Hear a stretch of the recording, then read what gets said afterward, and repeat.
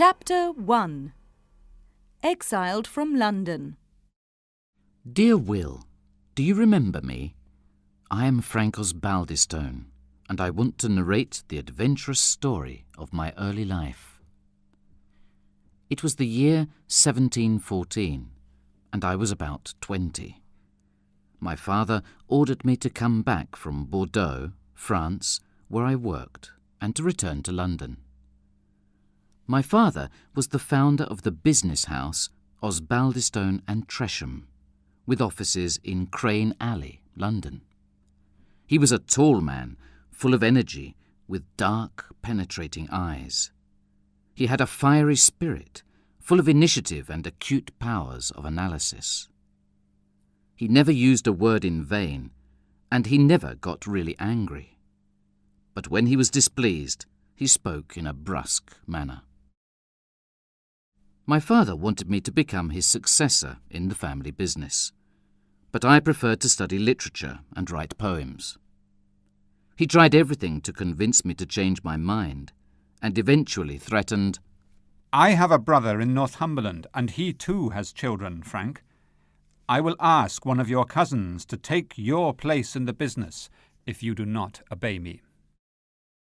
Showing little respect for his wishes, I replied, "You can do as you please. The business is yours. I will never sell my liberty for gold." As I was very obstinate, in the end my father decided to send me to his brother at Osbaldistone Hall in the north of England. The following morning I took the road to York, mounted on a good horse and with 60 guineas in my pocket. I was sad, but I did not want to go back to London. I wanted to show my father that I was adult enough to decide for myself, and that I was truly convinced of my decision.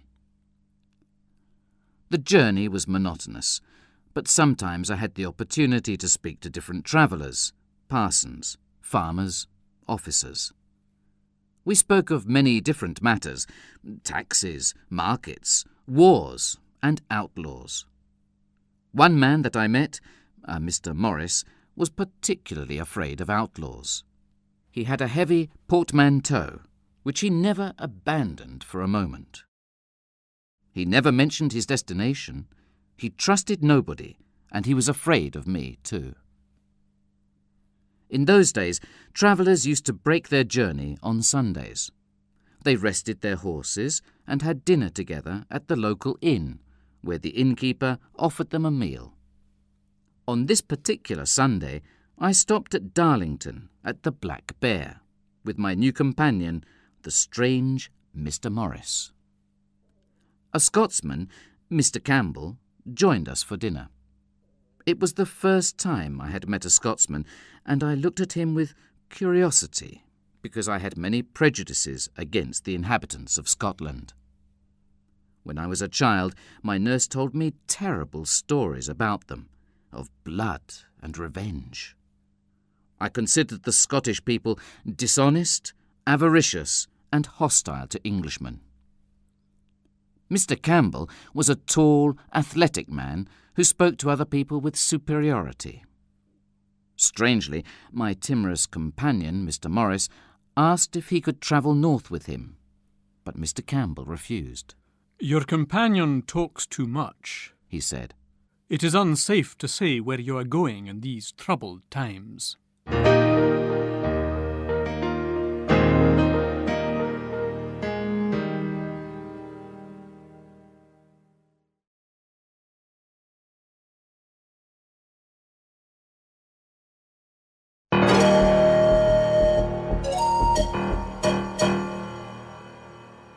Chapter 2. The Osbaldistones. The following morning, I left the company to go westward, where my uncle lived in Osbaldistone Hall. The landscape was romantic and picturesque, and appealed to my love of nature. I went past rivers and little solitary valleys until I arrived at Osbaldistone Hall. The house was in a glen between two mountains, surrounded by a large wood of oaks. I was on a hill above Osbaldistone Hall when I heard the sound of dogs and horses. It was a fox hunt.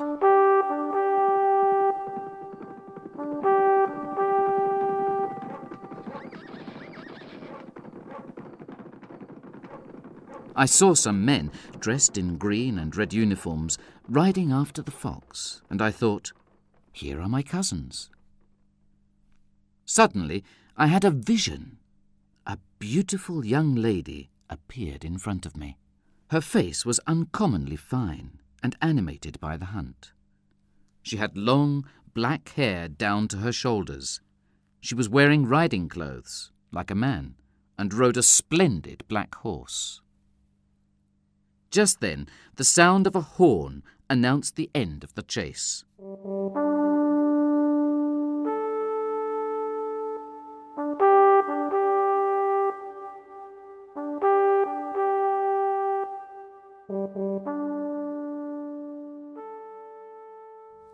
A young man came triumphantly towards us. He was carrying the fox's tail in his hand. The young woman spoke to him. Then she turned to me and said, Excuse me, did you meet a young man on the road, a Mr. Osbaldistone? I am Francis Osbaldistone, I answered. Ah, I'm pleased to meet you, Mr. Osbaldistone. This young man is Thorncliffe Osbaldistone, your cousin, and I am Diana Vernon, she continued. Diana accompanied me to Osbaldistone Hall, where my uncle, Sir Hildebrand Osbaldistone, welcomed me. He was a man of about 60, dressed in hunting clothes. Once he had been a soldier and a knight under King James II. After the king's deposition, he retired to his lands in the countryside, where he was lord. These are your cousins, Francis. He told me. Percy, Thorny, John, Dick, Wilfred, and Rashleigh. The girl you met earlier is Di Vernon, Diana, my dead wife's niece. She lives here too. Now, shall we have dinner together? My cousins were all tall, well-built and good-humoured, with the exception of Rashleigh. He was different from the others, short, thin, lame, and his expression was cruel. However, these disadvantages were partly compensated for by his very soft, sweet voice and his great ability in putting words together. Diana Vernon was sitting next to me at dinner and gave me some information about my cousins. Rashleigh, she said, wanted to become a priest in the Roman Catholic Church, but his deformity prevented him from entering the seminary. She also revealed that my father had chosen Rashleigh to take my place in his company. After dinner, my cousins started to drink and laugh immoderately. As my foreign education had given me a dislike for intemperance, I preferred to be alone and decided to go for a walk in the garden.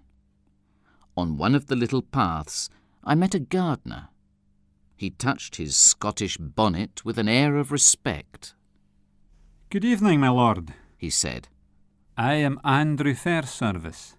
For 24 years I have served the Osbaldistones.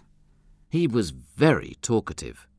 He told me that he was a Presbyterian, and when he heard that I was an English dissenter, he took out a tobacco box and offered me a little. I asked him about Di Vernon. Oh, the young mistress, the lassie Vernon, he answered. She is a Catholic, and what is worse, she's a Jacobite.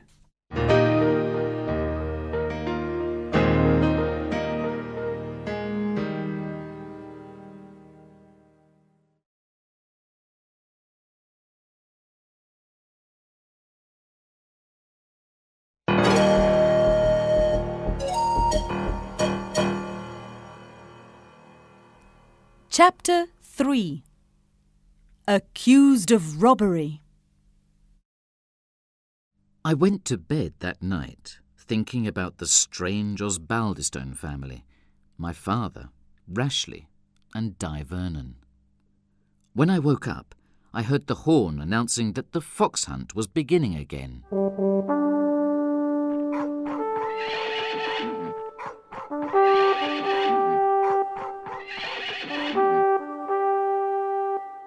In the courtyard, where men, dogs and horses were in full preparation, I met Di Vernon.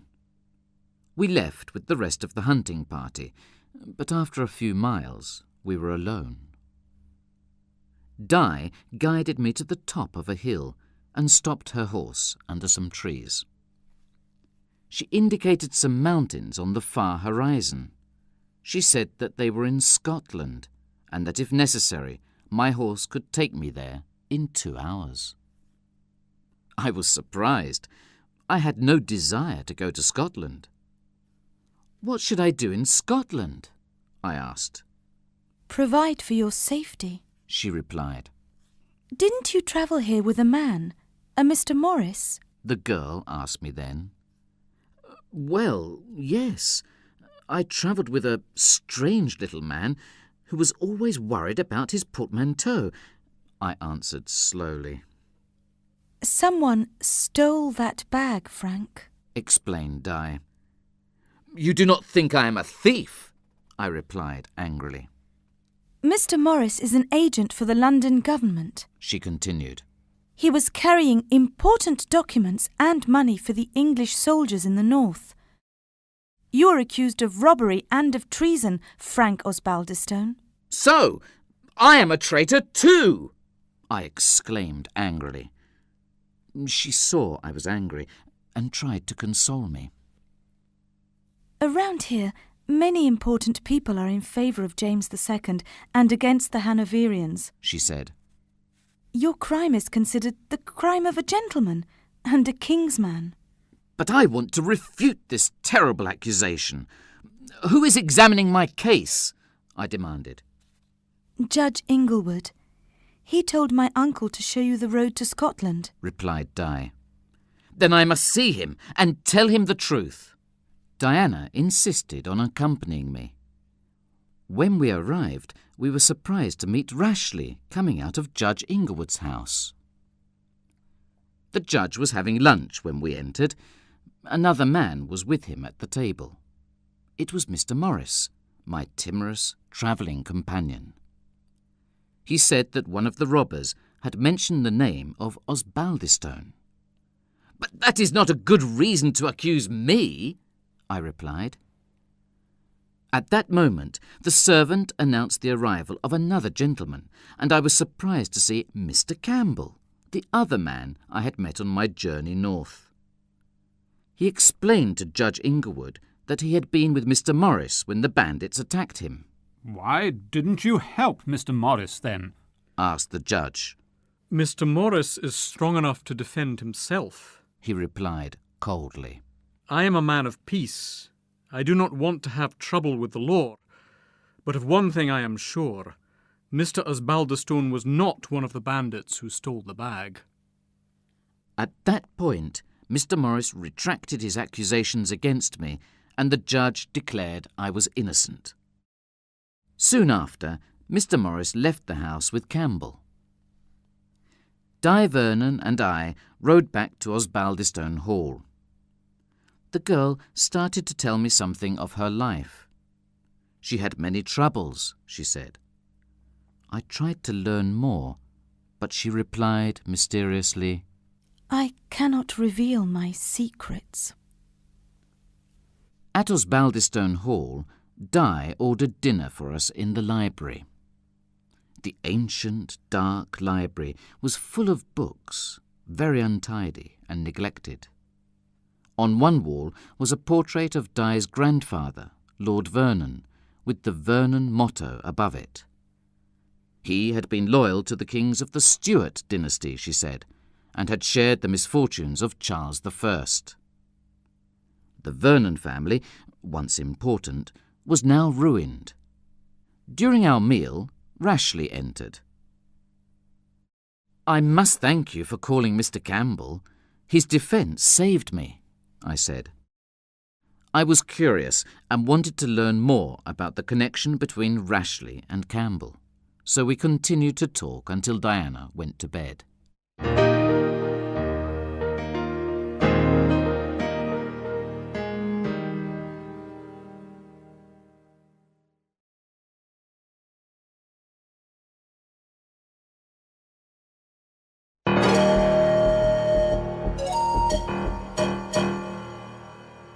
Chapter 4.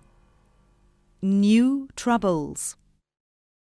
The following day was Sunday, a dull day at Osbaldistone Hall. We all attended the formal religious service in the morning, and, when it was over, Sir Hildebrand congratulated me. Ha ha! So you did not go to prison after all, my lad. You were lucky this time, but do not tempt fate again. His words embarrassed and irritated me. "On my honour, sir," I replied. "I am innocent. I was not involved in that detestable crime."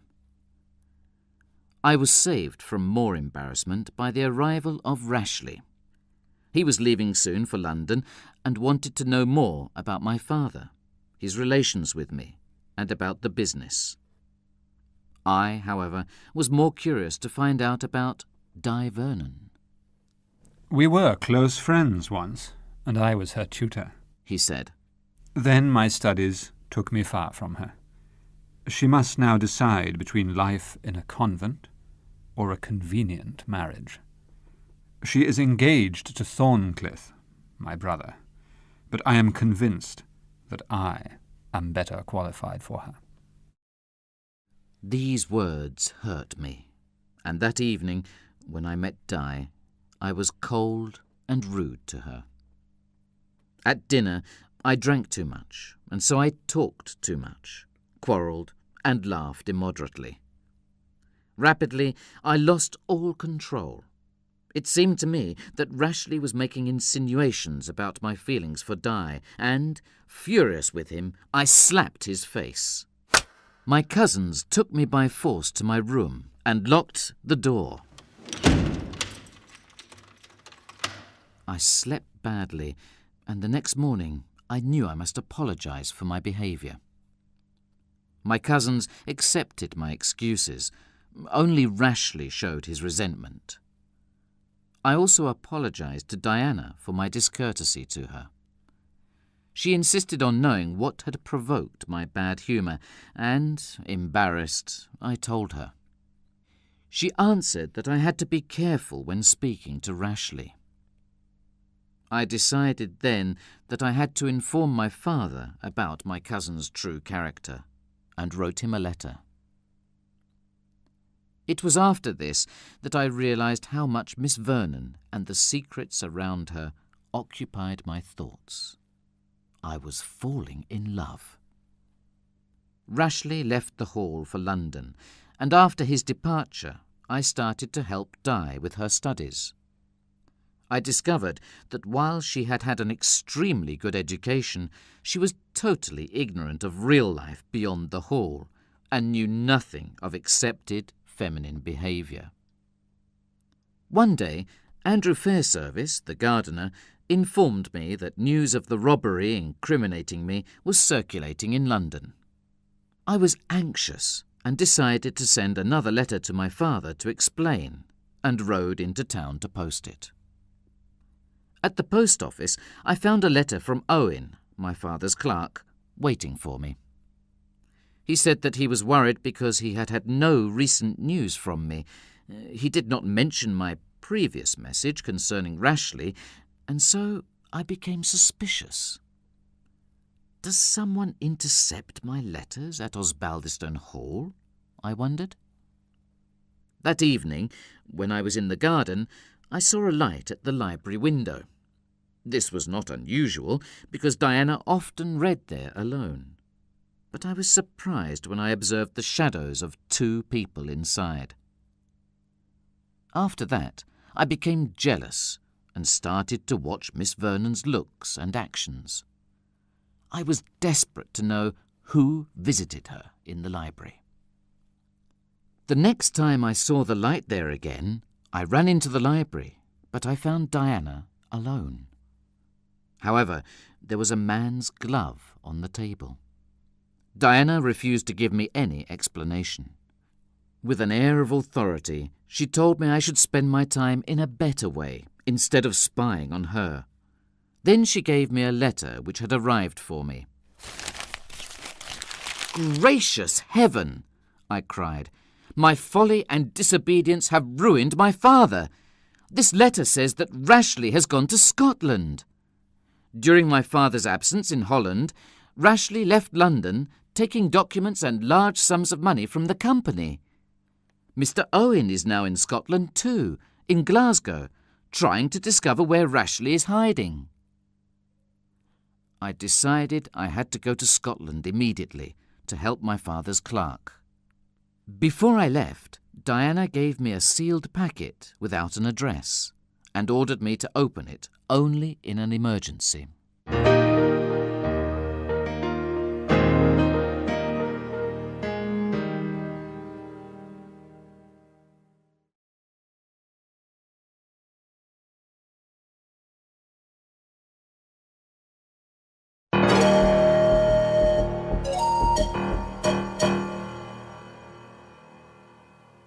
Chapter 5.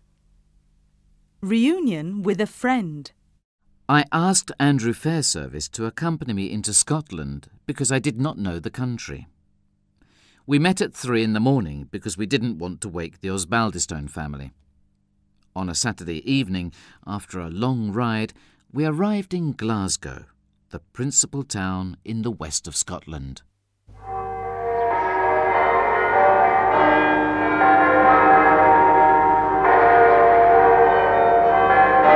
The next morning, all the bells of the city announced the sanctity of the day, Sunday.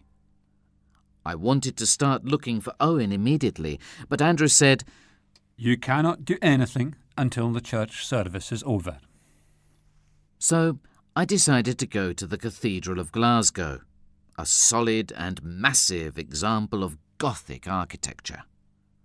While all the people were silent and listening to the sermon, a voice from behind me whispered distinctly in my ear, "You are in danger in this city.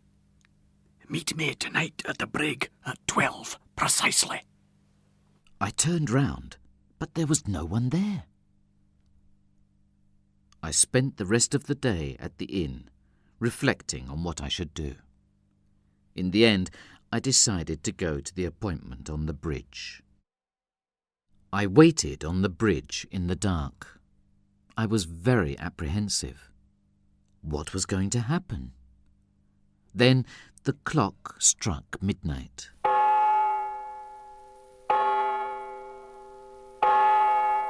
And suddenly a stranger appeared near me and said, "Mr. Osbaldistone, follow me."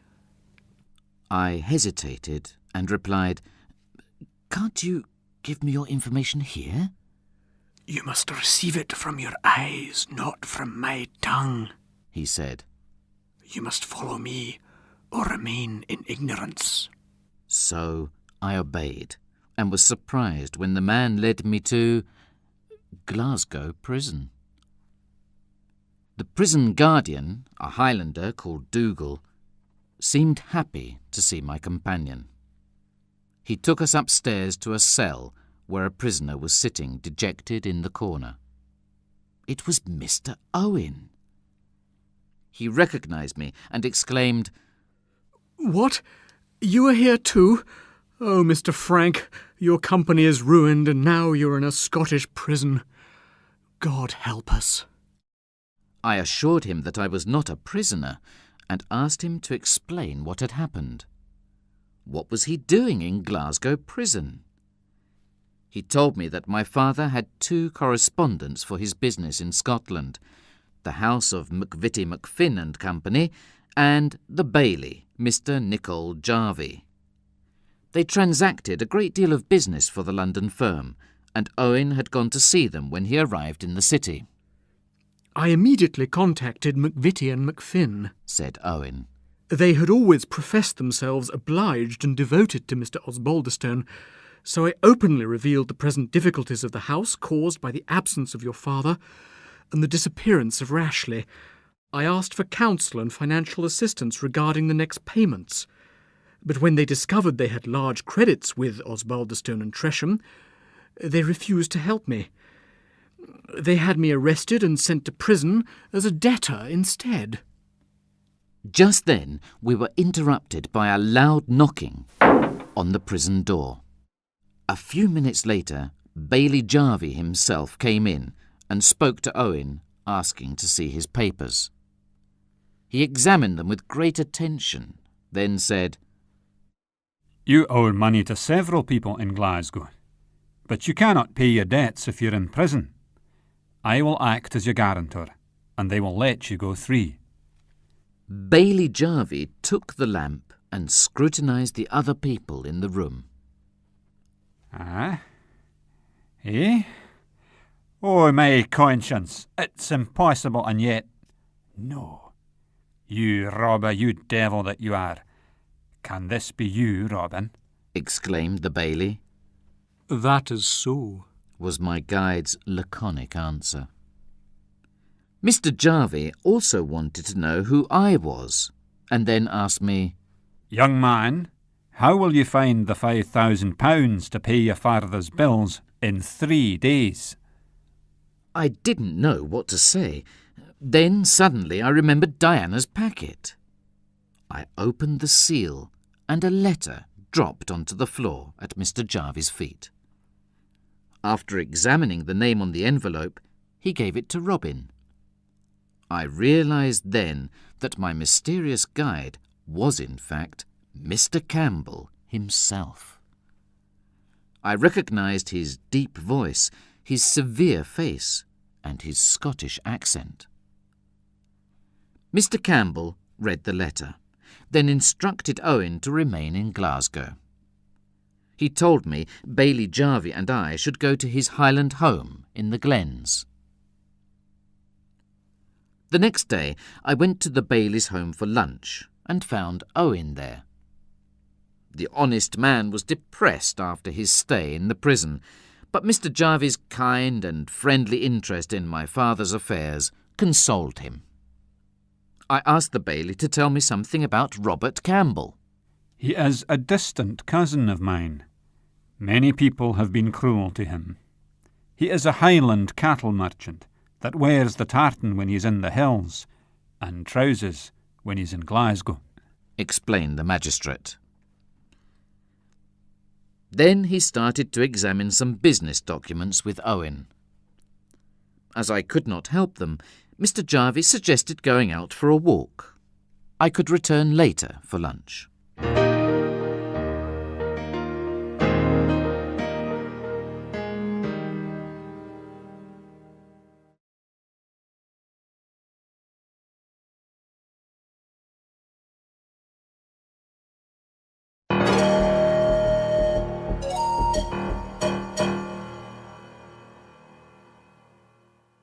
Chapter 6.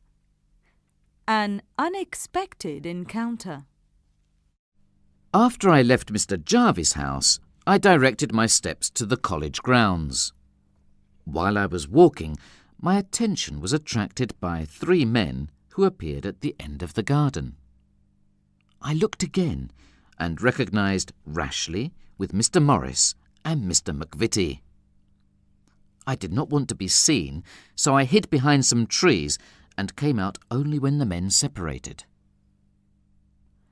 I followed Rashleigh and took his arm to stop him. I was determined to demand reparation for the wrongs done to my father. "I am glad to meet you at last," were my first words. Oh, I am easily found by my friends, and more easily still by my enemies, replied Rashleigh coolly. Which of the two are you, Mr. Francis? I will be an enemy if you do not immediately render justice to your benefactor, my father, I said. Why should I justify my actions to a young gentleman who has no inclination for business matters? Go, young man, and amuse yourself in the world of your poetical imagination, replied my cousin insolently. "This is no answer for the wrongs done to my father. You must come with me to the magistrate and give me full satisfaction," I exclaimed angrily. You insulted me once before, remember? Hissed Rashleigh. Your insolence merits personal punishment. Now, follow me to a place where we cannot be interrupted. I followed him, watching him attentively because I knew that he was treacherous. In fact, I had no time to take off my cloak and take out my sword before he was on me. He attacked me without warning, and I only saved my life by springing back. Rashleigh fought furiously. After the first impulse of passion, I reflected that Rashleigh was my cousin, the son of my uncle, and decided to try and disarm him only. But I soon realised that I had met my match. The combat seemed destined to have a tragic end. I slipped. Rashleigh's sword passed through my waistcoat, grazed my ribs, and ran through my coat behind. I thought that I was fatally wounded and assaulted my opponent, ready now to kill him. At that moment, a man stepped between us and separated us, exclaiming, "What? The sons of two brothers doing this? I will break your heads if you continue." I looked up in surprise. The speaker was Mr. Campbell. "Are you hurt, lad?" he asked me. Then, turning to Rashleigh, "Do you think men will trust their lives and fortunes to one who goes around quarrelling like a drunk man?" After a few more quiet words, he sent Rashleigh away, and again invited me to be prudent and to stay at home. Then he disappeared and left me to reflect upon the singular events of the morning. I tried to adjust my dress and to hide the blood which was flowing down my right side. On the way to Mr. Jarvie's house, I stopped at a little shop, an apothecary's, where a lively, elderly man treated my wound and laughed at the excuse which I gave him for it. "You're young blood, young blood," he repeated. What made you so late? Asked Mr. Jarvie when I returned. I made my apologies, but did not tell him what had happened. Soon we were seated at table, where the baillie entertained me with great hospitality and good humour.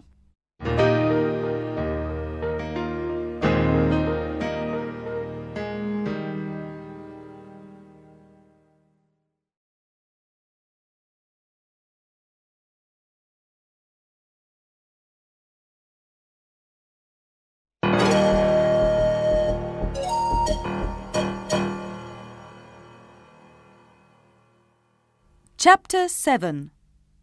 The Journey Begins. We ended the meal with some brandy punch. The limes Mr. Jarvie assured us proudly. come from my little farm overseas. I made the liquor myself. This led to a conversation between Mr. Owen and our host about the possibility, which the government had recently given to Scottish towns, to trade with the British colonies in America and the West Indies. I was silent, and, when the baillie questioned me, I related the events of the morning and anxiously asked him, "What should I do to help my father and satisfy my own honour?" I think that Robin will help you, if he can. He is a good-hearted man, replied the baillie. "Can I consider Mr. Campbell an honest man?" I continued. "Can I go to the appointment in the Glens safely and believe in a man who fears justice?" Mr. Jarvie explained that in the Highlands there was no law and no magistrates. The country was savage and poor, and people often became bandits. Robin Campbell, once an honest and active man of noble lineage, became an outlaw known as Rob Roy when his creditors took everything he had. Here, Mr. Jarvie's face became very sad. Rob was away on business, He said, and when he came home, he found desolation where he had left plenty. He looked east, west, south, north, and he saw no hope, no shelter. The bailie's voice showed his affection and sympathy for Campbell's misfortunes. Robin put on his bonnet, took his big sword, and collected a band of bluebonnets. He and his men started to protect the lands and cattle of the southern farmers from robbers in exchange for money. Oh, a very singular contract of insurance. The robbers who threaten the southern farmers are those same Highlanders, exclaimed Owen at this point. This form of blackmail was against the law, and Rob risked capture and death if he was found in Glasgow. He is a sort of Robin Hood, concluded the bailie. I am convinced that he robbed Morris with the help of Rashleigh to accelerate the Jacobite rebellion against King George. He was certainly an agent between our Highland chiefs and the gentlemen in the north of England. The conversation went on, and gradually we came to the opinion that I should leave at once for the Glens and meet Rob Roy there. The next morning at 5 o'clock, we started our journey. Mr. Owen remained in Glasgow, and Andrew came with us. We travelled all day, going northeast from Glasgow, first across a marshy, barren land, then through a wild and desolate area with dark blue mountains visible in the distance. I began to appreciate Mr. Jarvie. He had an observant mind, and he knew the ancient history of the area. He was a good Scotsman that loved the traditions of his land, but he also understood the importance of the union with England for the future prosperity of his town and country. We had lunch at noon at a most miserable alehouse, and then continued our journey quickly because we wanted to reach the Clachan of Aberfoyle before night fell. During the last 3 miles, Mr. Jarvie began to give Andrew his instructions. Keep your tongue in your mouth, and don't say a word, good or bad, to anyone in the Clachan, he told him sharply. And remember, no blasting about your master's name, or mine. I have many things of more importance to speak about, was Andrew's indignant reply.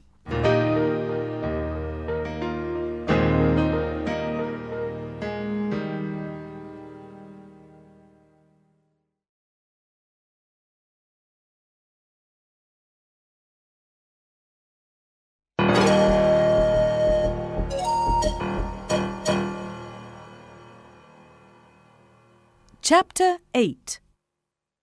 In the Highlands. At last we arrived at the inn at Aberfoyle. There was a willow branch across the half-open door, blocking our entrance. Mr. Jarvie told me that this meant there were some Highland chiefs inside who did not want to be disturbed. After some discussion with the landlady, we were allowed to enter. Inside the inn was a large, bare room full of smoke, with a big fire blazing merrily in the centre. 3 men were sitting at an old, scratched oak table near the fire. 2 looked like Highlanders, judging by their clothes. The third was in the Lowlands dress and looked like a soldier. Another Highlander, all covered up by a plaid, was sleeping on the floor. It seemed that they did not pay any attention to us, but when I ordered some food, one of them said to me in very good English, You think you are at home here, I see. His tone was offensive, and a dispute started. In a few moments we were fighting, 3 against 3, I thought, but then I noticed that Andrew had vanished. The bailie started well, but he was corpulent and soon exhausted his energy. He was almost at the mercy of his antagonist when suddenly the sleeping Highlander jumped up from his place on the floor and, placing himself between the 2 men, exclaimed, "This is Bailie Jarvie. I will defend him." At these words, with the cry, Hold your hands, hold your hands, the fight stopped, and we all sat down together and drank in friendship. Supper was nearly ready, so I went to look for Andrew. The landlady offered to guide me to the stable with a light, and, when we were outside, she gave me a piece of paper. It was a message from Robin Campbell. He said that he could not come to the meeting and advised me not to mix with the people at the inn because they were dangerous. After looking for him everywhere, I finally discovered Andrew in the stable, hiding in a corner. He was frightened and continued repeating, "I am an honest lad, sir. I am. I requested an explanation, and eventually he told me that he thought I was putting myself in extreme danger. Take care of yourself, sir. Don't go near Rob Roy, he said with sincere alarm. We went back into the inn and found that Bailey Jarvie was now quarrelling with the tall Highlander. Then we heard the measured steps of soldiers. Some orders were shouted outside, "Capity halt!" and an officer wearing a red coat came into the room. He looked severe. He addressed the three men. I am Captain Thornton. You are, I suppose, the Major and the Highland gentleman I had to meet in this place. They nodded in agreement. Then, pointing to us, he continued, Are these gentlemen with your group? I have orders to arrest an old person and a young one as traitors. He looked hard at Mr. Jarvie and me. You two, what are your names? Mr. Jarvie told him, and when the officer heard the name Osbaldistone, he ordered his soldiers to disarm and search me. They found the note from Mr. Campbell and decided that we had to be Rob Roy's spies. The officer decided to send us to the garrison with an escort. We spent the rest of the night at the inn. I did not sleep well. I heard the soldiers going out many times on patrol, but apparently they did not find out the information the English officer wanted, because he became more nervous each time they returned.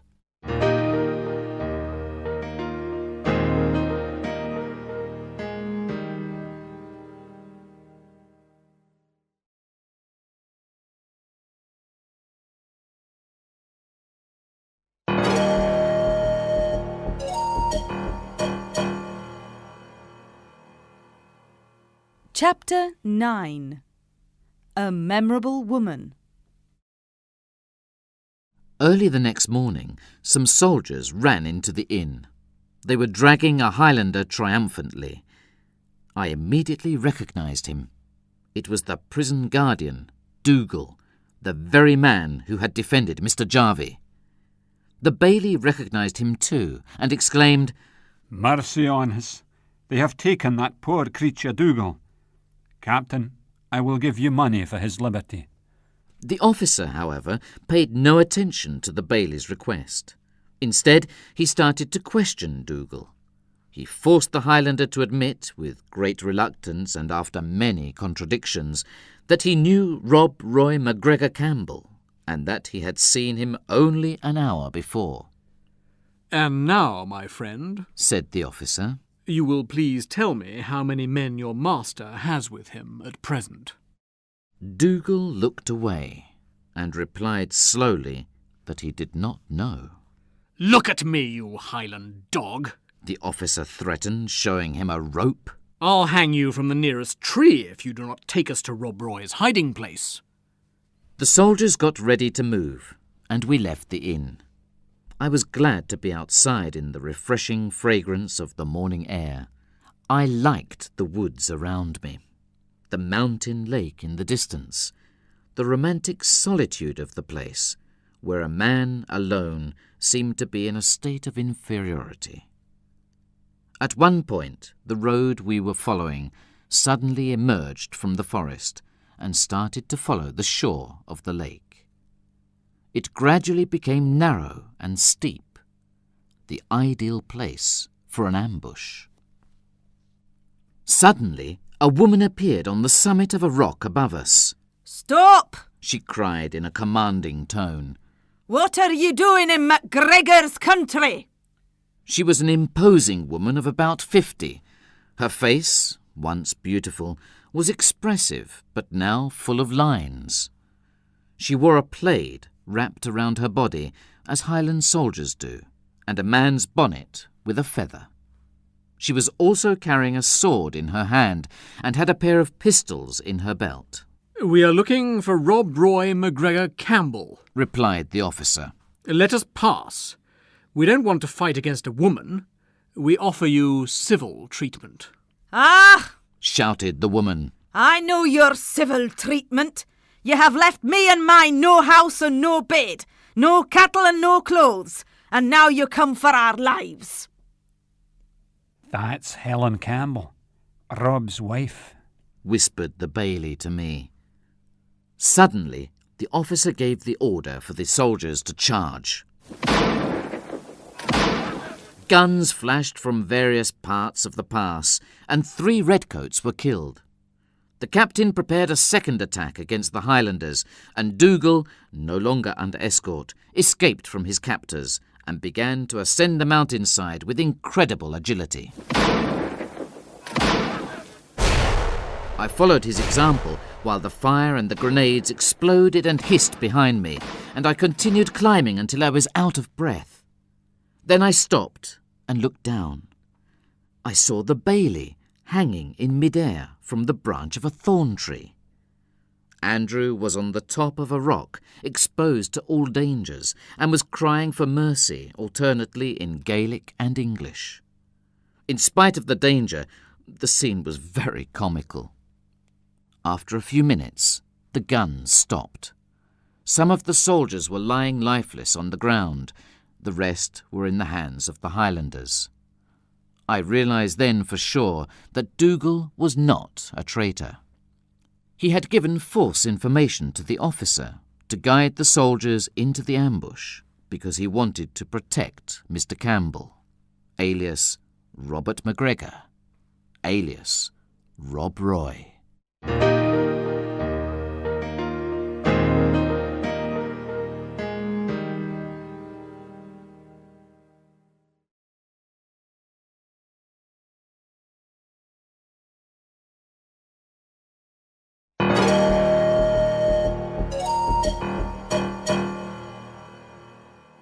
Chapter 10. Captured. The bailey and Andrew were soon freed from their uncomfortable position, and I joined them. Dougal came to our help and took us to Rob Roy's wife. Helen McGregor Campbell had not personally taken part in the fight, but her aspect was menacing. Her hands and arms were naked, her face and sword were stained with blood, her hair was in a disorderly state, her eyes were inflamed by the triumph of victory. She looked like a biblical heroine. "I am very happy to have this joyful opportunity," said the bailey. "Do you remember me, Mrs. McGregor Campbell? I am your cousin, Nichol Jarvie, son of Deacon Jarvie." He explained the connection between their two families and talked of the times when Rob Roy had still been an honest cattle merchant. We were interrupted by the melancholy sound of bagpipes.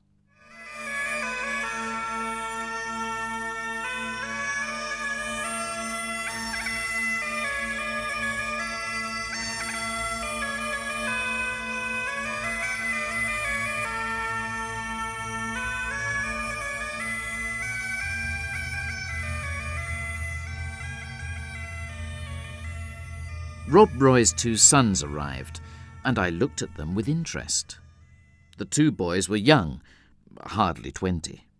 The elder, Hamish, or James in English, was tall, fair and handsome, with blue eyes and a profusion of blonde hair under his blue bonnet. The younger, Robert, or Oig in the language of the Highlanders, had dark hair and a dark complexion.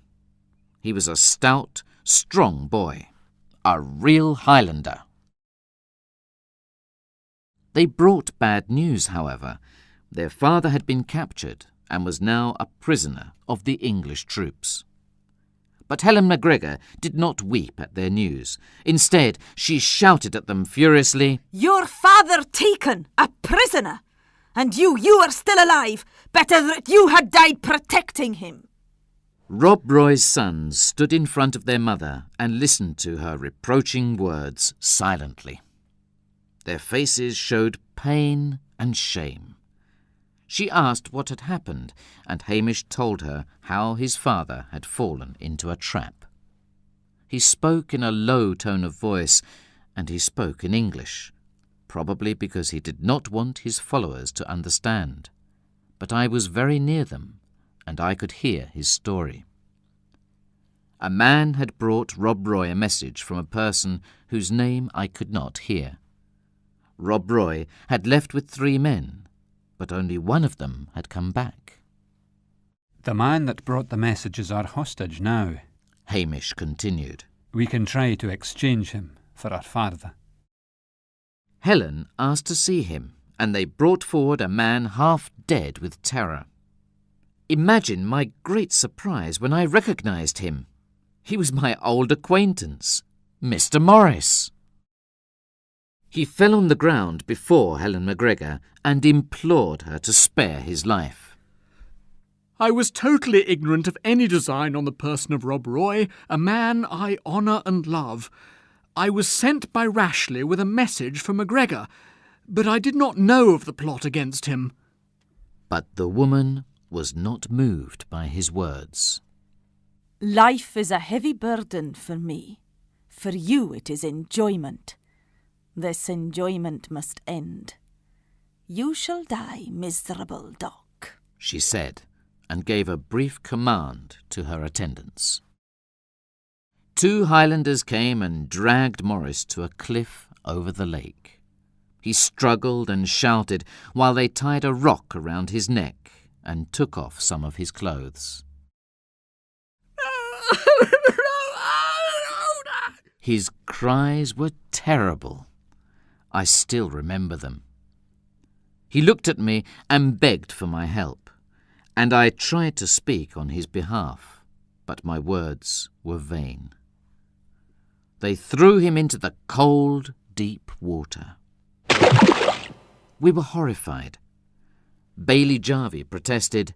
That was a cruel, unnecessary murder, he declared. Helen MacGregor pretended not to hear, but turned to me and asked, Are you Rashleigh Osbaldistone? I heard Morris call you Osbaldistone. No, my name is Francis Osbaldistone, I replied. Do you know this Rashleigh? Is he a relative of yours? She continued. I answered that I knew him. Then you will go to the garrison with a message. She told me. If they don't free Rob Roy MacGregor in 12 hours, we will send back all our prisoners cut into pieces. A few minutes later, I left for the garrison. The commanding officer read the letter I gave him and gave me his reply. Rob Roy must die. He showed no interest whatsoever in the prisoners' lives and ordered the cavalry troops to prepare to leave, escorting Rob Roy and the English prisoner, that is to say, me.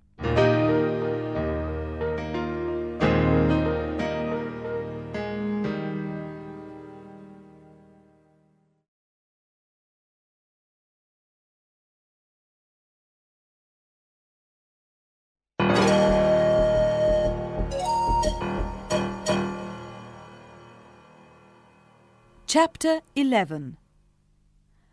Where is Rob Roy?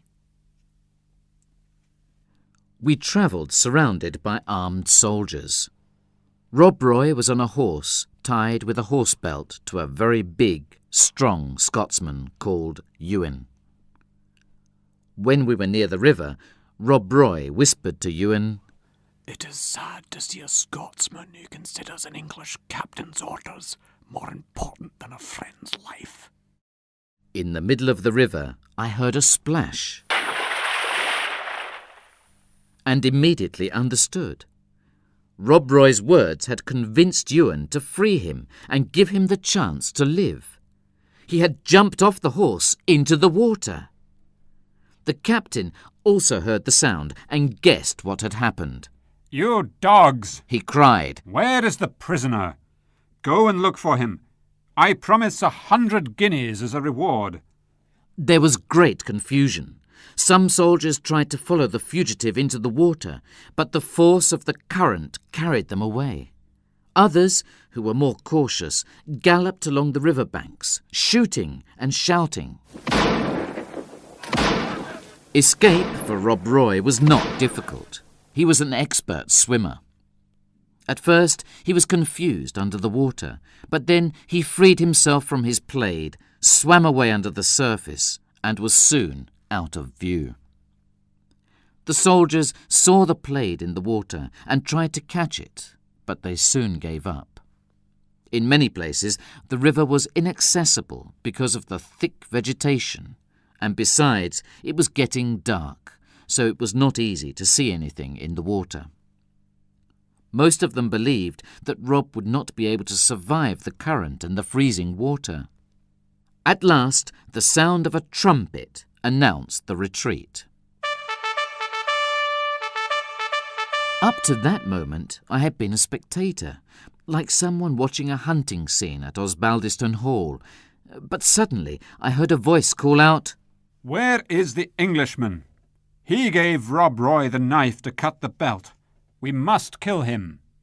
And I realised then the danger of my situation. I jumped from my horse and ran into a wood where the darkness of the night protected my escape. I decided I had to try somehow to return to Aberfoyle. Eventually, I found my way back to the road. While I was walking, lost in my thoughts, a horseman approached me and asked me if the road was safe. I replied that it was not, and then noticed his companion. Both of them were wrapped in travelling cloaks, and the hood of the man's cloak hid his face.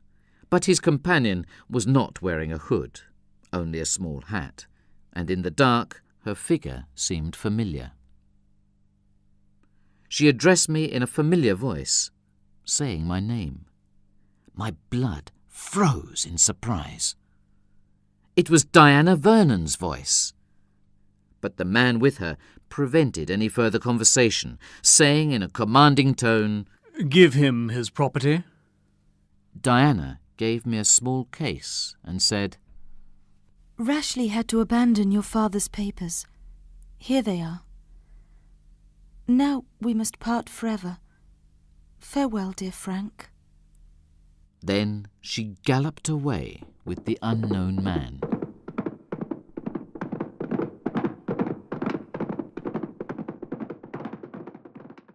I was deeply sad, but I continued on my way. After a while, another voice addressed me. "Good night, Mr. Osbaldistone." There was no doubt. It was Rob Roy. He had escaped his enemies and had acquired a musket and other Highland weapons since his escape at the river. I welcomed him, and he asked me about the events of the preceding day. I told him about the ambush at the lake and the meeting with Diana Vernon. I was jealous and wanted to know the name of the man accompanying her. Did he know? Rob called him His Excellency, but he was so vague that I continued to ask myself, is he Diana's husband? Suddenly, 3 Highlanders appeared in front of us on the road and commanded us to stop. Rob said the word Gregorach, his name in Gaelic, and they cheered us. They were relieved to see that their chief was safe. We arrived at Aberfoyle together, where we met Jarvie, who was waiting for us. The following day, Rob Roy MacGregor accompanied us to Loch Lomond, where we could take a boat to Glasgow. As we rowed, he told me, "We Highlanders are rude and ignorant. We are also violent and passionate, but we are not cruel. We are a persecuted generation. We do not want to go against the laws of the country, but people do not permit us to live in peace. So we must fight. He then explained that Rashleigh had been obliged to give back my father's papers. He had gone to Stirling and informed the authorities that the Highlanders were preparing a rebellion against King George. While he was speaking, Helen and his 2 sons arrived. You are welcome.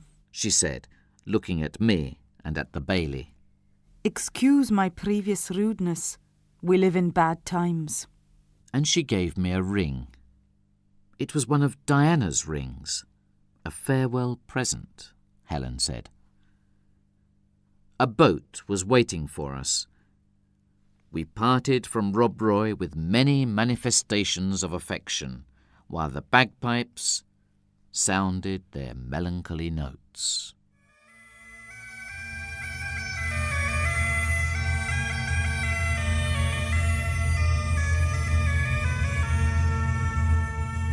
He remained watching us for some time, standing on a rock at the side of the loch with his long gun, his tartan, and the single feather in his cap.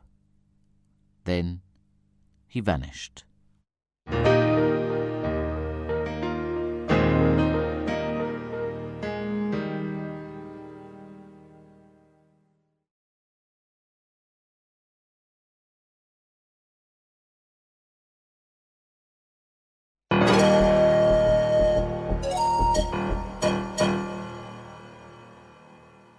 Chapter 12. The tables are turned. That same night we reached Glasgow. I returned to my inn, where Andrew himself came to open the door. Owen appeared behind him with another man. It was my father. "My dear, dear son," he said, embracing me. We were overjoyed to see one another. He told me that he had come to Scotland to capture Rashleigh and to put his affairs in order.